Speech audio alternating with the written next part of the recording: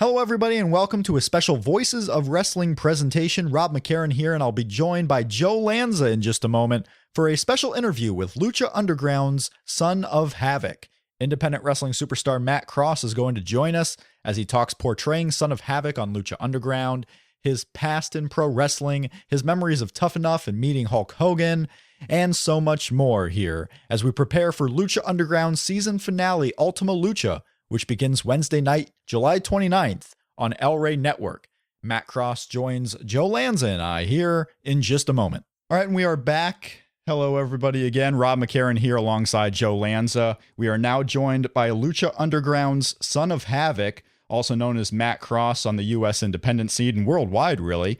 Lucha Underground's 2-week season finale entitled Ultima Lucha will begin Wednesday night, July 29th at 8 p.m. Eastern. You can find it on Rey Network, DirecTV, and Dish Network, elreynetwork.com. Matt, Son of Havoc, how are you today? And thank you so much for joining us. I'm doing well. My pleasure. My first question is about Lucha Underground, especially for new viewers. I wanted to ask you, how would you describe Lucha Underground and your role on Lucha Underground to those who maybe haven't watched many episodes this season or may be just discovering it now for the first time as we head into the season finale?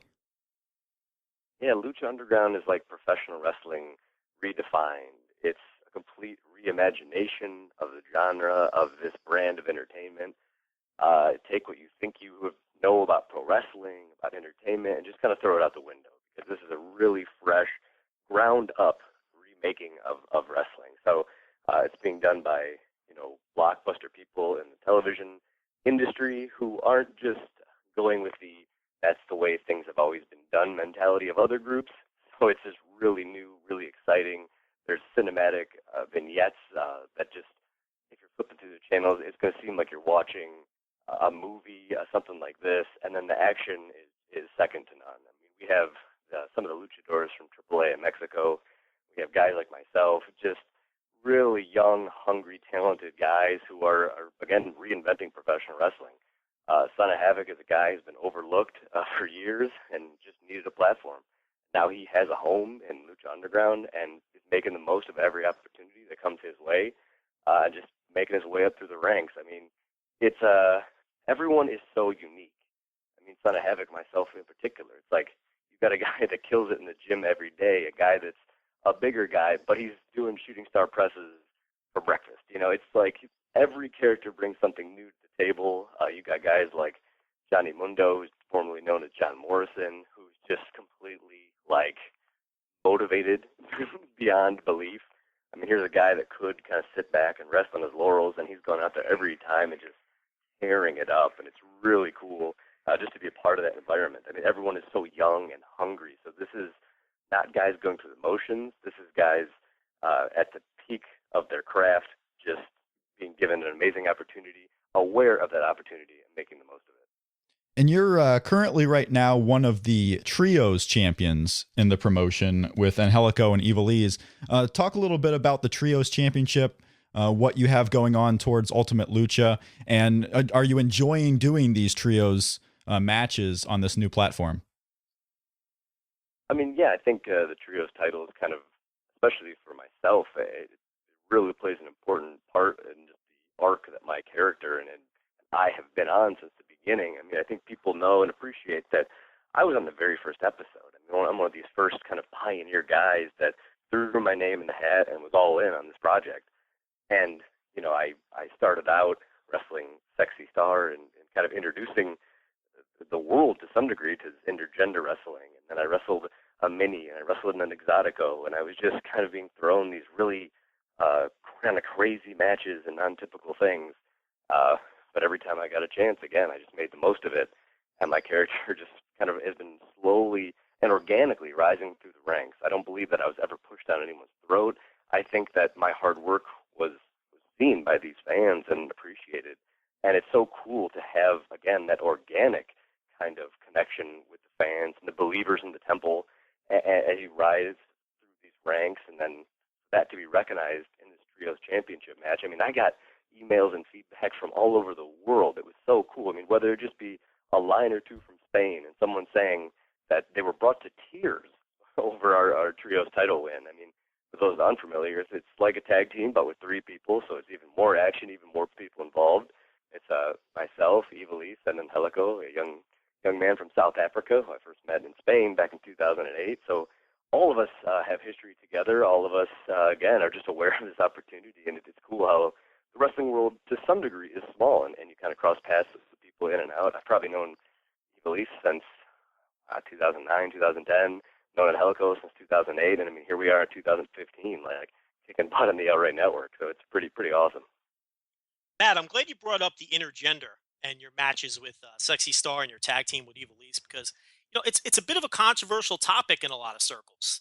There's some people who are all for intergender wrestling and have no issues with it, and then there's other people who feel like it's context dependent, and sometimes they're okay with it, sometimes they're not, and it's more of a size issue than a gender issue for some people. And then there's some people who are very much against it for a variety of different reasons. One of which is some people just aren't comfortable watching a male, beat on a female, simulated or otherwise. Um, Talk about your stance on intergender wrestling, and tell us what you think about, the so-called controversy surrounding it. It's funny because on the very first episode, when I wrestled Sexy Star, to be completely honest, I wasn't even really in tune with how controversial that could be. On the independents, things like this happen. I know and respect female workers. It's not that big of a deal. So for it to kind of be introduced to a national audience where there was some people that were, whoa, this is kind of groundbreaking, was neat. I didn't even realize I was part of that history. I mean, the fact is, like, Sexy Star is like an incredible athlete. Sexy Star is a badass. Sexy Star was beating me up. Like, that's just the reality of the situation. So why can't these people test themselves against their male counterparts? I mean, I think it's a sign of the times. I think it's an evolution. I think our show is that evolution. For whatever reason, wrestling has been so stagnant for so long. I mean, if my parents watch wrestling or their parents watch wrestling, it was presented in a large way, in the same way that it still is now. So it's like my grandparents' wrestling is more or less the wrestling of today. Not too much has changed until now, until Lucha Underground, until this ground-up revisit. And it's like, it's just representative of our culture, of our times. I mean, look at the Avengers. No one, I don't think, takes issue with the females mixing it up with the males. It's just, that's the world that we live in now, and I don't think they should just be segmented to their own little cast aside, and they can only wrestle one another. And I mean, they want to test themselves against the men. Why shouldn't they be allowed to? And again, like, in this crazy, fantastic world that is Lucha Underground, I think it fits. It just makes sense. Yeah, I have no issues with it in the context of Lucha Underground. Like you said, it's this. Like you said in the beginning of the podcast, it's sort of it's wrestling redefined. It's a whole different sort of context and world that you guys have created. Have you personally received any negative feedback due to some of the intergender things that you've done on the show? Personally, no, not whatsoever. Anything I heard was just people excited that it was getting kind of seen on a national stage, and people felt like it was a long time coming. And I think it differentiates our product, which is different in every possible way. So this is just yet another way that it sets itself apart and speaks more to our generation and our times, and doesn't seem as stagnant or tired as I think other things kind of come across. Let's talk about your history a little bit. You have a gymnastics background, and I have preached on this show for years that I feel like gymnastics is really an untapped resource for professional wrestling in terms of a pipeline for potential talent coming into wrestling. I mean, when you talk about the agility that gymnasts bring to the table, the athleticism, the pound for pound strength, I'm shocked that we don't see more gymnasts converting to pro wrestling. Of course, there's you, there's Johnny Mundo, who has the gymnastics background. There's a few guys on the independent scene like Bolt Brady. But to me, uh, it seems like such a natural pipeline. And also, when a gymnast career ends, there's really no professional gymnastics circuit to go to. So you would think that there would be more of an effort for people recruiting wrestlers to look towards gymnastics. What do you think of that? Yeah, I mean, it is kind of crazy. It's like you said, it's a very, sometimes people think that it's very strange for me, but kind of what you alluded to, I think it's a very natural progression. If you're on an Olympic track or not, you pretty much know by the time, I would say you're about 11 or 12 years old, whether you're an Olympic hopeful or not. I mean, you're pulled out of school, you're sent to the Olympic Training Center in Denver. I mean, your whole life is then dedicated to that at a very, very young age. So, and even if you are to be one of these people and you are to make it to the Olympics, like you said, what do you do post-Olympics? And that's best case scenario. So the rest of us that do it up through college or high school or whatever it is, there isn't exactly a career path outside of maybe coaching. So to me, I sat down and had a heart to heart with myself, and I was like, what do I enjoy? I enjoy lifting weights and doing flips. That's pro wrestling to me. That's it. I mean, I think a very natural progression. Yeah, like I mean, the skill sets kind of, are very much match. I mean, it's shocking to me that you see WWE with this performance center, and they're recruiting from different places, and it's just shocking to me that they haven't really looked to gymnastics as one of their prime pipelines for talent. I mean, to me, the skill sets are very similar.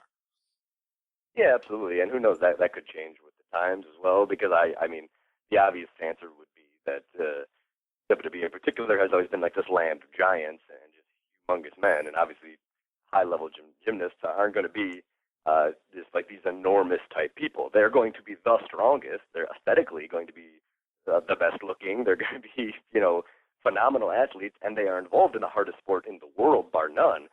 So they are more than equipped for it, but they're not going to be that traditional 9-foot-tall, 7,000-pound guy that they look for. Now, with guys like CM Punk and Daniel Bryan and Seth Rollins completely changing everything and reinventing wrestling, it'll be interesting to see where things go in maybe 2, 5, 10 years. Maybe we'll start to see a lot more of that because they seem to be looking more for athletes, more for passionate people that enjoy professional wrestling and things like that, and less concerned with, oh, this guy's 9 feet tall but can barely walk. You mentioned early on that Son of Havoc is a guy who's been overlooked and has a chip on his shoulder. I get the sense that maybe, when you're portraying Son of Havoc, you're drawing a lot of inspiration from your own career. Is there a chip on your shoulder that you sort of transition, when you're doing this Son of Havoc character? I think that's fair to say, yeah. I just think I've been a guy that's ready for years and needed a platform. And I'm just so grateful and so happy to be a part of this. I've been offered other wrestling contracts in my career, and I never signed anything because I wasn't completely comfortable with it. I didn't know if it was for me. And this is the first wrestling contract that I have ever signed in 14 years, and it's because I believed in the product. It wasn't just another wrestling show. It wasn't just a ring with the people involved and the vision involved. It spoke to me as a person. I mean, I'm always kind of on the cutting edge or into the underground or these kind of ideas. This was something fresh and new. I wasn't just going to be another cog in the system. I was going to be part of a hungry group of people creating something new, and that just artistically spoke to me. I wasn't, again, just going to be another guy that could be cycled through. I mean, creatively, my ideas are listened to and taken into account. It's like fulfilling in that way. I was going to be around guys of a similar style and similar stature and similar skill sets, guys like John Morrison, and it was so exciting to be a part of that. And yeah, like, kind of go full circle. I feel like I've been ready for quite some time. So once I got this opportunity, this was the opportunity to prove everyone else wrong and show what I've known for years. Like, I need approximately 5 to 10 minutes once on television, and I'll be selling T-shirts nationwide. That's what I've always felt, and now I believe I'm proving that. Did the Tough Enough experience, did that really beat you down, or did you come out of that with a positive outlook? What was your mindset coming out of Tough Enough? It was fairly negative. I thought that was the opportunity that I've been working for at that point for 10 years, and it turned out to just be a television show. So it was pretty disheartening going into that and thinking you were going to be given a legitimate chance to showcase your talents instead of just having what are your actual dreams exploited for ratings, which was pretty disheartening. Again, like there was, 13 other men and women on the show who went before the country and said that their hopes and dreams and goals in life were to pursue a career in professional wrestling, and how many, if any, are even still wrestling. So that irks me, and it irked me from day one that people would go on television just for this exposure, just for this 15 minutes of fame, just for this Kardashian effect, to exploit what is actually my dream, what I had been traveling the world for 10 years to do, and what I will continue to do. I mean, here we are 4 or 5 years removed, and I'm sleeping in airports, flying 20 hours at a time, going to the gym every Friday night, doing everything that needs to be done, because there's no lip service involved. This is actually my dream. This is what I have actually worked toward. This is what I eat, sleep, and breathe, and not in some kind of lame cliche thing, because people see that and they say that, but very, very few people mean that, you know, and it's like I mean it and live that every single day of my life. Matt Cross, son of Havoc, joining us. Lucha Underground's season finale, Ultima Lucha, debuts on July 29th. Tomorrow night, Wednesday at 8 p.m. Eastern on El Rey. Matt, the Tough Enough experience might have been a negative for you, but did you gain any positives from it at all, especially now that Lucha Underground is kind of a mix between a TV drama and a wrestling show? Are you using any of the acting stuff that you picked up there, or what other influences that you may have had in the past are helping you with this show? There were two very unexpected and very awesome things that came out of Tough Enough. I always teeter with saying, I wish I hadn't got that call, or I wish I hadn't answered that call, I wish I hadn't returned that call, I wish I had never even done it. But I have to stop shy of saying that, because one, the host was Stone Cold Steve Austin. I had thought that at best we would run into him on set, but that wasn't so much the case. And I don't know about the other competitors, but he's kept in touch with me to this day, which is obviously not part of his contract to pick one or two or however many people and then just become friends with them. So I'm insanely grateful. I don't know how else I would have obviously been able to be on a relationship like that, where I can just be at an airport at a layover and I can call him and pick his brain and ask him questions. And he's been very helpful. And he reached out to me, you know, post-show, which I would have never expected. And again, here we are years later. I did American Ninja Warrior last year and was able to call him before that and just remind him to watch it and to check it out. And he told me everything about Broken Skull Ranch, which was about to debut at the time. And it's just insane to talk to another guy that just cares so much about professional wrestling and about the future of it. So obviously that was like, you know, a priceless connection that I made, and don't think I would have been able to make outside of the show. So that was unexpected and very nice. And then the other unexpected perk of the show is that since it was a television show, Lucha Underground is also a television show, and a lot of the same people are involved. So I, in my short time there, I did make a mark on people, though that wasn't televised, but they did see what I was doing there. They did see what was happening. They did see the actual reality of the situation. So then when this show came around, I was one of the first people called to be a part of it. So I'm very grateful that, you know, the same people that made the Tough Enough television show are involved in this, and then they saw something in me and have given me this opportunity that, again, I just am so grateful for and trying to make the most of. I thought your Tough Enough elimination was gut-wrenching to watch from the perspective of, and you can correct me if I'm wrong, but the feel that I got from it was the reason they gave for your elimination was that you just didn't show them enough. And, you know, in that scene with yourself and Stone Cold, and I remember you saying to him, I can show you things you've never seen before. I believe that was the exact quote. And he said, nope, it's too late. You haven't done enough. Now, what I got from that is earlier in the episode, they gave you 5 minutes to have a little match with, I believe it was Luke, if I'm not mistaken. And you kind of held back, but I can kind of see where you were coming from there, because if you do too much, if you go in there and do all these flashy high spots, they're going to criticize you for doing too much. But then on the flip side, you kind of let him, you know, take the match and eat you up, and then you get criticized for not doing enough. So was that kind of like your mindset when you were in there with Luke, and is that kind of what you regretted when you were being eliminated? I mean, you could take the exact footage that was filmed in the 6 days, I believe, or maybe 7 that I was there. You could I mean, that footage, I assume, is sitting on a shelf somewhere collecting dust. You could take that exact footage of everything that actually happened over those 7 days, re-edit it, and I would have my own television show on the WWE Network. I mean, I jumped in a fire. I turned the kitchen into a parkour course every single day. I woke up and breakdanced. When everyone went to bed, I would go down to the kitchen and juggle avocados on the table, and I was a maniac the entire time, knowing that this is my chance to entertain, and I'm a born entertainer. So again, you could take the exact footage that was run. Not only would I have won the show, but I would have my own show now on the network. So people are mistaken and think that these shows are edited for time, and that's not correct. They're edited for content. So everything that you just said was how it was presented, but is not how any of that happened. So I didn't know any of that until I watched the show along with the rest of the country. And then I said, oh, okay, I'll be done like that. Wow. I mean, I get it. It's hard to, anyone that knows me knows I didn't go into a ring, have a 3-minute match, and not do anything.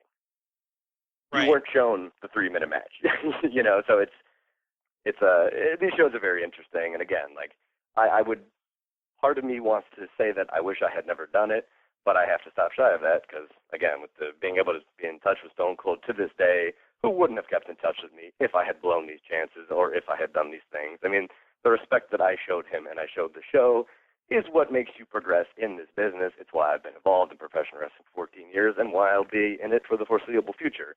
And he saw that, and he respected that, and he knew I wasn't just putting lip service to this being my dream. He knows I put in the time, he knows who I was and what I do, and has been very supportive. So, I'm grateful for it because it's gotten me these opportunities now. I mean, I'm speaking to you now because of Lucha Underground, which happened, weirdly enough, out of Tough Enough.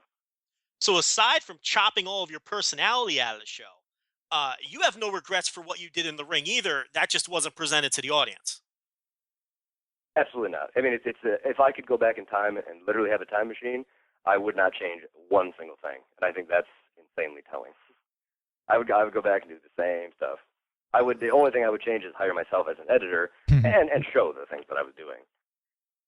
And you can see through the cracks. I mean, when you get quotes from some of the other competitors who are talking about how unbelievably shocking my elimination was, how would it be shocking if I had truly been boring, if I had truly been holding back? These people didn't know who I was. Why would that be shocking? A guy who's boring and didn't have it, didn't bring it to the table, got sent home. That's not shocking. So they kind of played both sides of the fence, Do you think in a lot of ways the entire show is just a complete work where they, decide how they're going to present somebody and how they're going to portray them on television, and then they sort of work backwards from there? I mean, the smart people can figure it out. I mean, you sign many contracts, so I have to be careful with I got you. The The question was part rhetorical, but I'll let Rob slip in there and save you. Go ahead, Rob. Give him something else. You mentioned doing the parkour, and we have the gymnastics and all that stuff. Do you are you involved in parkour activities? Do you do this stuff outside of wrestling? And what kind of enjoyment do you get out of that? Yeah, I mean, not something that I've ever necessarily competed in or do as part of a formal club, but it's more just something that I do in my free time. It's always been so interesting to me because I think that there's nearly a stigma attached with gymnastics. I doubt many people, truthfully, and in my experience coming up in it, doing it for 11 years, it wasn't really, hey, I do gymnastics. Whoa, that's the coolest thing ever. I mean, it was oh, gymnastics, and you would get picked on essentially. So, I mean, this is a sport that's so hard and you dedicate your life to, and you don't really get this respect from a societal standpoint, which I've always thought was hilarious because to me, gymnastics in any other form is cool. If you do it with a snowboard on your legs, it's awesome. It's the X Games. Mm-hmm. If you do it outside, it's parkour. It's cutting edge. It's the coolest. If I do it in a wrestling ring, I'm the best. It's so funny because to me, at its root, I'm this is gymnastics. It's just not being performed in a traditional gym. So that's always been part of me. I mean, since when I was 6 months old, I used to climb out of the crib I was in, take myself downstairs, and my parents would get in a fight about who put me to bed incorrectly. They didn't believe that I was able to get out until they had to watch me, again, at 6 months old, scale the side of my crib, climb down the other side. And so, I mean, that's just in my DNA. My grandma went bungee jumping to celebrate her 70th birthday. It's my pedigree is just insane people, so this is what we do. So it's just a very natural, until the wheels fall off, I will be outside doing flips, climbing things, jumping over things. So again, I don't do it in this sort of formal setting, but it's always been something that I've been interested in. And now these, with the popularity of things like American Ninja Warrior, there are gyms popping up across the country. And when I get a chance to, I go to those things. I know Johnny Mundo is involved with the Tempest Free Running Academy out in Los Angeles, and he kind of turned me on with them. So when I was out there sometimes with Lucha Underground, I was able to swing by there and work on some of their obstacles and stuff like that, which, obviously was a lot of fun. But yeah, that's just something that I'll always be interested in, just the idea of the human body in motion. I think we, as humans, are designed to move, and I like to take advantage of that. You mentioned earlier that with Lucha Underground, they really listen to your ideas. They take your feedback.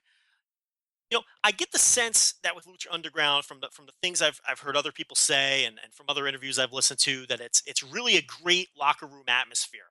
Is that the case? Is it really a great place to work? And kind of walk us through the backstage atmosphere of the company and things of that nature. Yeah, it's awesome because I think, again, I think it stems from the idea that we're all aware of the situation that we're in. I mean, wrestling, there are so many false promises. There are so many things that don't pan out. There's lies. There's politics. There's all this shady and ugly things that are involved in the business, unfortunately.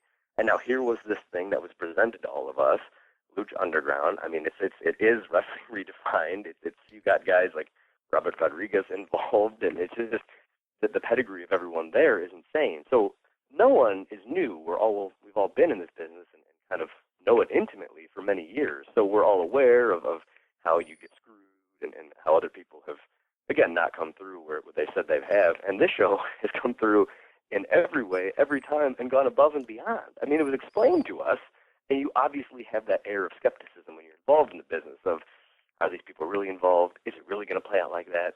Are we really going to be treated that way? That well. And then when I got there, I'm still we started filming, I believe, in September. It's many, many months removed. The season finale is going to air, the first part of it airs tomorrow. And I'm still waiting for the catch. I'm still like, where's the bad part? Where's the part where something doesn't come through? Where's the part where there's empty promises? Where's the part where I feel stifled and all that? So I think all of us are, once you showed up on set, once we got one or two under our belt, we could see, like, hey, this is legitimate. This thing has legs. This thing has a chance. We're all anyone involved in professional wrestling is a wrestling fan. We're all fans. And as a fan, I, speaking for myself, have clamored for some sort of change or genuine alternative or something fresh or new forever. Forever. And now not only are we getting that, but I am a part of that. I mean, that's everything I've ever asked for. And I think that feeling permeates the locker room. Everyone knows, hey, we are fans. This is what we wanted to see as a fan. We're a part of it. We're being treated well. Let's not screw it up. And it's just so fun to be, again, our ideas are welcomed. Our ideas are often used. It's creatively, it's fulfilling. It's just in every possible way. It's amazing. So, yeah, it's cool. And then even the guys like Alberto Del Rio or Johnny Mundo, or these guys that have this name value, Chavo Guerrero, guys that could sit in the back or sit in their own locker room or kind of critique things or distance themselves or start a little clique or something like that, haven't. I think they've done a great job of assembling a locker room of just good personalities so that everyone is having fun and getting together. I'll come through the curtain. Johnny Mundo will be one of the first ones there to be like, that was sick. Like, that match ruled. And just so happy that we're pushing the envelope. And I obviously am doing the same for him. I'm watching the monitor. I'm like, no, he's not gonna. He just did that. Like, he's doing the craziest stuff that he doesn't need to do, but he feels that motivation and that appreciation. And when it's amazing what you can get out of pro wrestlers if you just not even go that extra mile, but if you just appreciate them. Mm-hmm. And I feel like, again, I'll speak for myself, but I know that appreciation has gone so far. It makes me want to push the envelope. It reinvents me as a performer. I want to continue to get better. And I'm in this environment where everyone's just pushing one another and so happy for one another. And it is a really, really cool locker room. That's part of the appeal to the whole thing, to just have us be treated well, have everyone get along. And again, it stems from us being aware of what's happening, what we're creating. Has there been a presence from people like Robert Rodriguez and Mark Burnett, or are they just essentially names on the credits? I know that they see everything. So, and then it's their people that are involved in everything. So down to the directors and lighting people, everyone is kind of involved. And I think that is one of the great things that we have, because it's not the old boys club of wrestling. It's not, that's the way things have always been done. We're not trying to compete with anyone on a wrestling sense as much as we are on a television sense. These are television people who are the best at what they do, and what they do is television. So, and I think that the proof is in the pudding when you watch the show. It's so innovative and just pushing the envelope and crazy, and it's that evolution of entertainment. Breaking Bad was very different than the Brady Bunch. It's like the way it's shot, the way it's presented, what happens. So I think all of Robert Rodriguez's people and things like this who are used to, and in tune with that change in the entertainment industry at large are using those same concepts here. And it's not, well, that's the way it's always been done. Like that's never, no one rests on that. No one defaults to that. It's just like, Sure. how can we push the envelope here? Or how can we do this? Or why isn't it done this way? Or, it's just, it's cool to take that risk. I mean, the show itself is like a huge risk, and it's just amazing that people, got the balls to give this thing legs and to give it a chance. And I think, the feedback that I'm getting from all over the world is just incredible. And I think that's that's motivating in and of itself, and it's nice to again be that change that I for one have wanted to see. I think it would be irresponsible for us not to ask because we get asked all the time, and fans are very nervous about this. There's been no confirmation from El Rey. There's been no confirmation from Lucha Underground. Everyone's worried about, they want to know what's up with season 2. What have you been Yeah. told personally from the powers that be about season 2? What's the deal? As far as I've been told, I know that all hands are on deck and everyone's working as we speak to make it happen. They're aware of how good it was. I know the network is interested. I know Lucha Underground is interested. I know everyone is kind of on board, and it's just a matter of kind of, ironing out those little kinks and figuring out the small financial things and crossing T's, dotting I's, that kind of stuff. But the interest is all there. The feedback has been incredible, and we're looking forward to season 2. Everybody's just amped up to get going again. It was so fun to do. Again, speaking for myself, I'm like, oh, Yeah. please, let's just get back out there and keep going. As we head into the season finale, and I look back at season 1, it's like I can't even believe how crazy it was. And it's like, what would be in store for season 2? Now that the writers and the team have had this little break to kind of refresh and recharge, and like, what are they going to come out with now? Now that we've almost seen in some degrees what we can get away with and what works and what doesn't, it's just really exciting to. I just want to keep pushing forward with this because it's so new and so different, and get more eyes on it. Every day people tell me too that they have never seen it before, or that they just showed it to their friend for the first time, and we are ending the first season, and it's just there's so many more people that could see it because again the feedback's been so good. So yeah, I'm looking forward to getting back to work, and I know they're all sitting together in these meetings and making it all happen now. So hopefully, and I assume we'll know sooner than later. And it's like you say, it's kind of different because you're dealing with television people as opposed to wrestling people. So from that Right. perspective, maybe it's being handled a little different in terms of the next steps that they're taking. But is it a little frustrating from a wrestler's perspective? You've got to go out and earn a living. You've got to go out and take bookings. Sure. Have you been given any dates or been told to keep any dates clear for potential tapings? Because it's only fair. There's a locker room full of people who, by this point, we're at the end of July here. Most of the caliber of people that you'd find in that locker room would be booked out well into the fall by now. Right. Like you said, it is being treated differently because it is a televised product. You're not going to have that year-round aspect of something like the WWE. This season in particular, I think the network had ordered 39 episodes, which we are coming to the end of right here. And there's obviously 52 weeks in a year, so there was a built-in break from the beginning. It was going to be treated like that with seasons and starts and finishes, and the shows each having names. And so it is like a complete. It's a new model of professional wrestling. It's its own entity. It's so new and fresh and innovative that it's new in every possible way. I know it's sort of hard for wrestling people and fans to kind of wrap their heads around that at times, myself included, because it's like, what do you mean it ends, or what do you mean, or I guess there's no better way of explaining it than 39 episodes, weekly television, 52 weeks in a year. There's going to be a break, so it makes sense, and it's so good that I just can't wait to get back to it. And I haven't been told to keep any dates free or this or that. I just know that they're going to let us know as soon as they know, and then again, I think we'll know sooner than later. So I signed a contract with them, and I'm happy to have done so. So as soon as they start back up, I'll be there.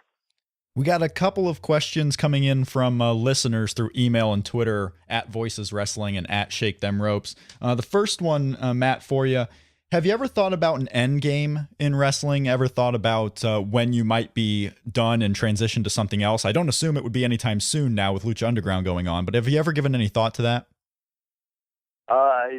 Only passingly, and that's pretty much because it's scary. I think that all of us will need jobs post-wrestling. I mean, I think when you got guys like Hulk Hogan, for example, still working, I don't necessarily think it's, I'm sure they love it. I'm sure they want to on some degree, and then I'm sure they need the money on another degree. So I don't exactly think I'm Hulk Hogan. So if he's got to work, I'm going to have to work. So I know there will be jobs post-wrestling.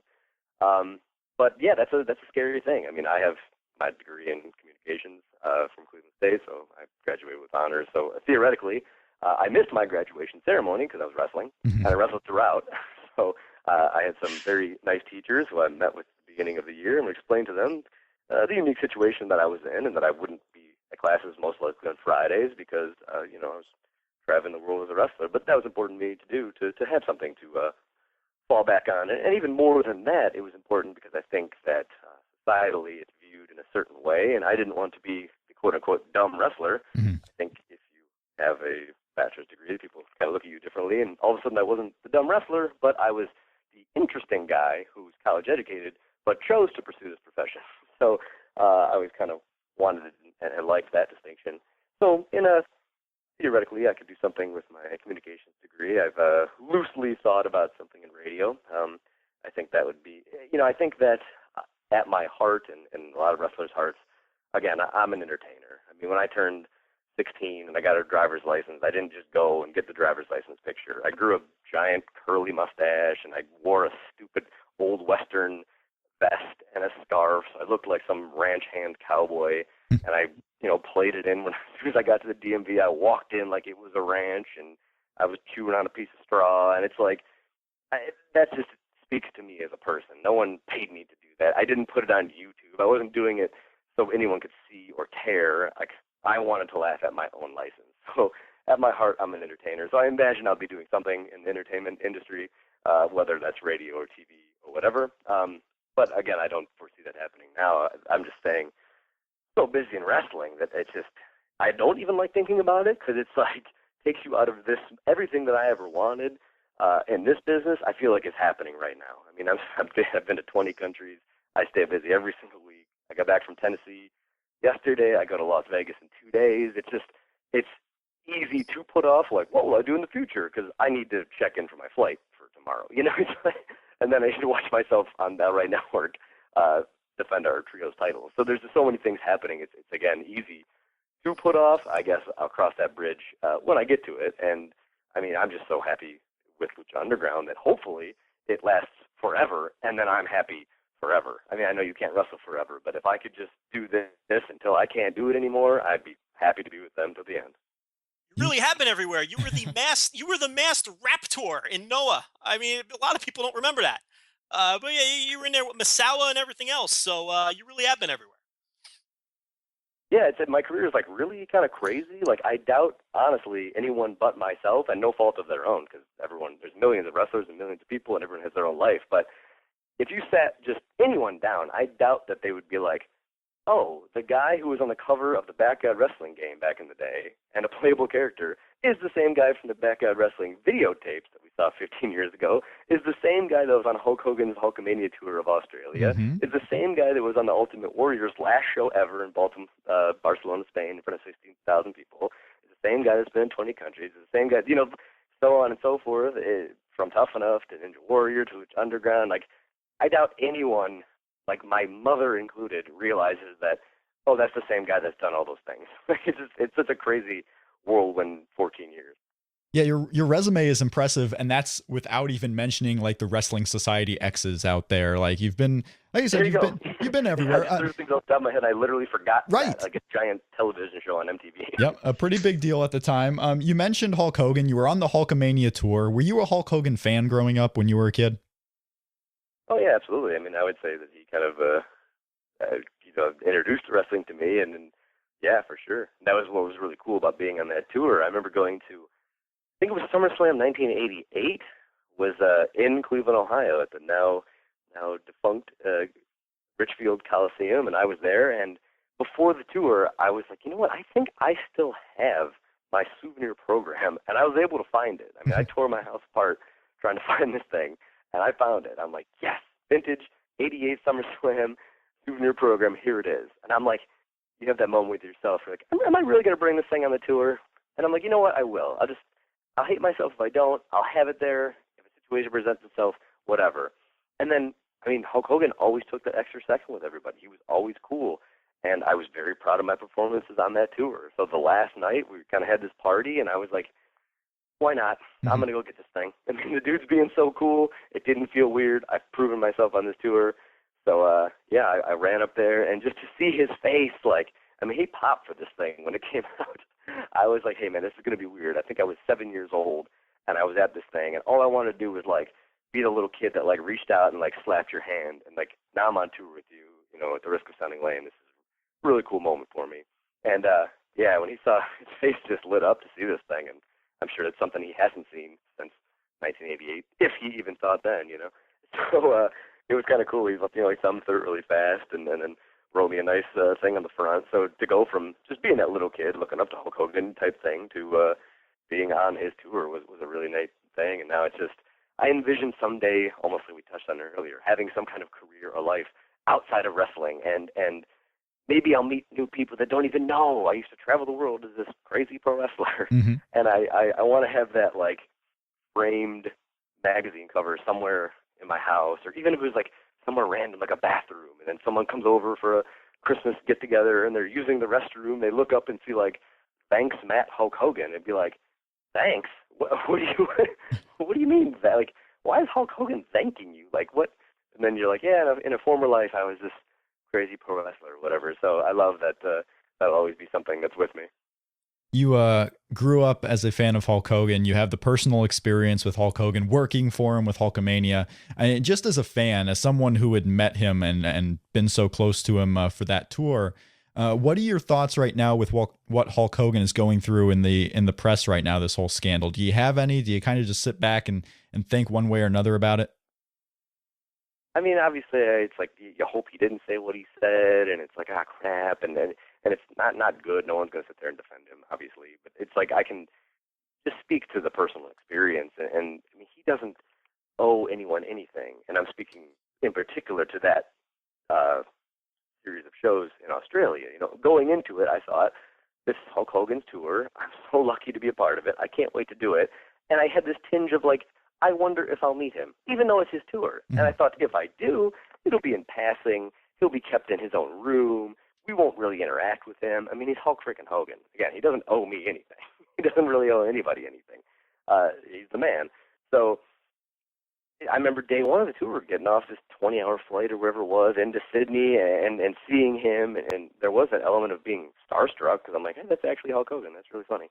And he came right over and introduced himself, and was you know, I thought it would just be like a kind of passing, like, whatever, and where are you from? What are you all about? It just asking all kinds of questions and just really going that extra mile. I mean, he was so busy that I always appreciated it. And it's like, when we had days off, I was so grateful because they were truly days off. I mean, so I would be surfing or taking a boat ride around Australia or going to a zoo or holding koala bears or just really soaking it all up and taking advantage of the situation.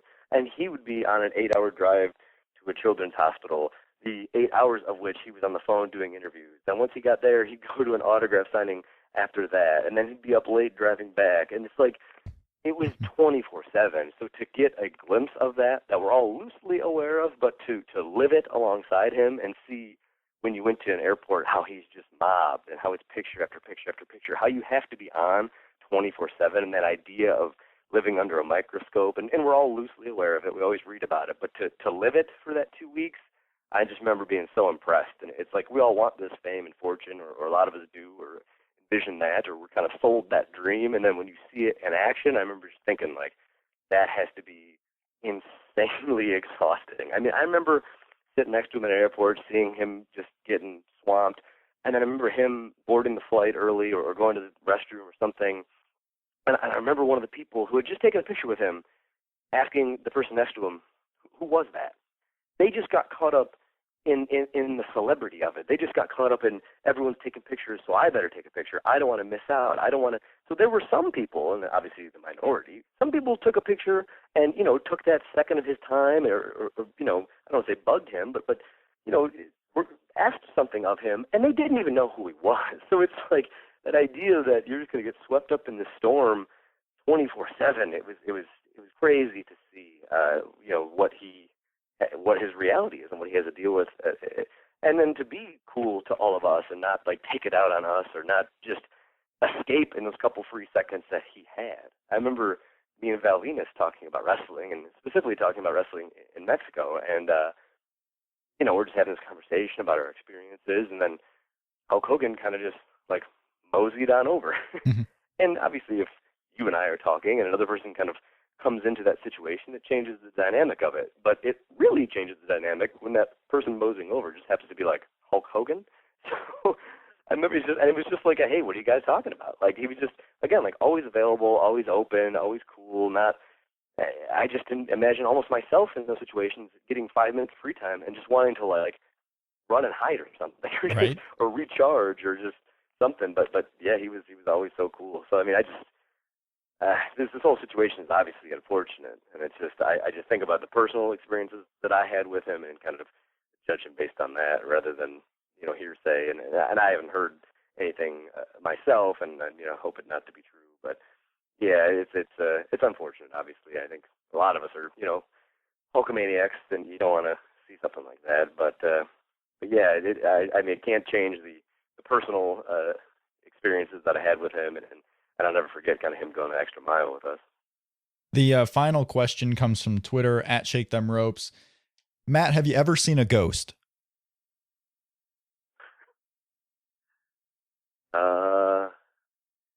Trying to think. This seems like some setup for a joke that I'm supposed to. No, I just want to know. I just want to know if you've ever seen a ghost. I remember on set of Lucha Underground feeling like I got tapped one time. I turned around, no one was there. And I turned around again, Katrina was there. So I don't know if that counts. Oh, hey, it's pretty close. Well, I asked this question, and most people say no, and most people say no. I guess I never have. I've gotten some yeses, so I never know. I asked this question. Daniel Pewter, of all people, said he indeed has seen a ghost before. So. And had a pretty convincing story. I've had people tell me stories that they're certain they have. I can't say that I have. Okay. Final moment here, Matt. Son of Havoc on Lucha Underground. The season finale kicks off July 29th with Ultima Lucha. Go ahead and tell the people how they can find you and where you might be next.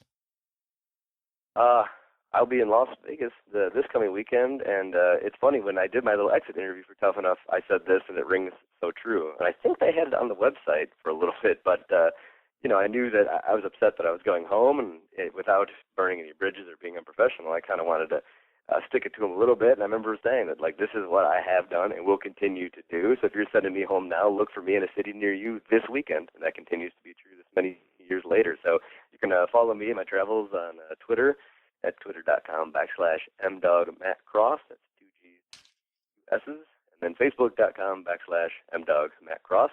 I try to respond to all messages I get and all booking offers, and I love staying busy. I love wrestling, love interacting with people. I love meeting the crazy people that are involved in this business, because I don't think you can be quote-unquote normal and want to beat people up and be beat up for a living. So it's good, really attract some colorful characters that I enjoy, and the fans as well. I mean, it's like wrestling fans are just some of the most like passionate people on earth, whether they like you or not. It's cool to see like that fire that just gets awoken in them. So, yeah, I love interacting with everybody, and hope to see you guys on the open road. Catch Matt Cross as Son of Havoc on Lucha Underground. Again, the finale, July 29th. Matt, I'm glad things are going well for you. Good luck in the future, and thanks so much for taking time for us today. My pleasure. Thanks, guys.